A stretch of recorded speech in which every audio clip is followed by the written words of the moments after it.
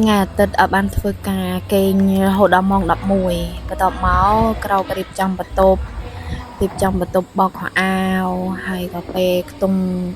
ញ៉ាំបាយញ៉ាំអីហើយពេលថ្ងៃហើយពេលរសៀលមិននឹកឃើញទៅផ្សារទៅរកកក់សក់អីតិចសិនហើយនៅពេលដែលយើងបានកក់សក់នៅពេលដែលយើង relax ទៅវាធ្វើឲ្យយើងស្រស់ស្រាយដែរ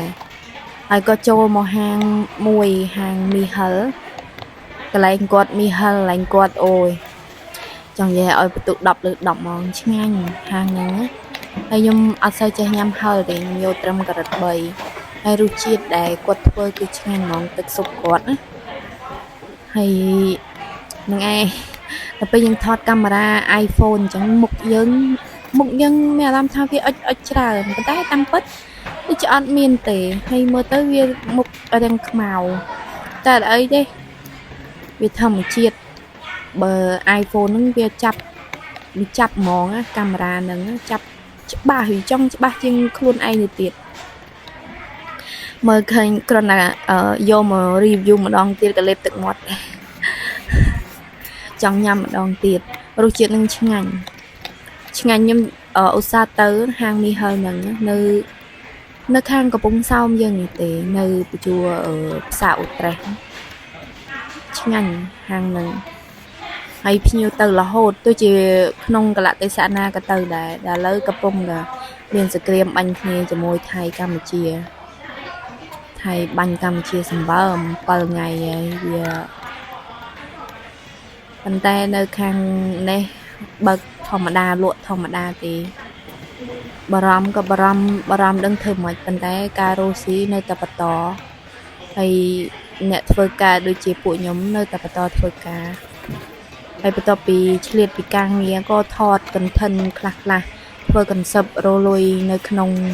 YouTube ប៉ុន្តែទើបនឹងចាប់ផ្ដើមទេបងប្អូនហើយជួយ subscribe ម្នាក់មួយផងមិនថាបងប្អូនក្រៅស្រុកក្នុងស្រុកទេហើយបើសិនណានិយាយពាក្យសម្ដីលើសលួសឬក៏មិនក៏សូមអធិស្ឋានផង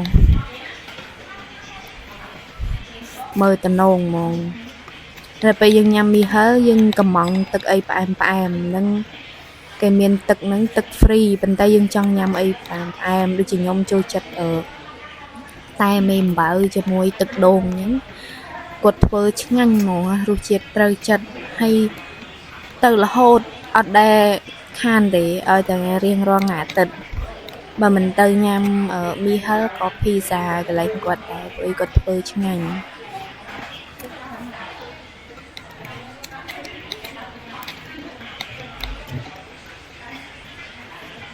មានតែប៉ុណ្ណឹងអរគុណច្រើនបងអរគុណសម្រាប់មើលទស្សនានៅវីដេអូដែលខ្ញុំធ្វើ content នឹង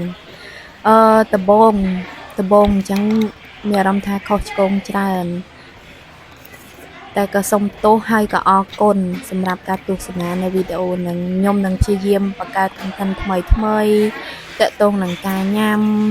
ហើយរកគំនិតដែលថ្មី create អ្វីដែលថ្មីសម្រាប់ផុស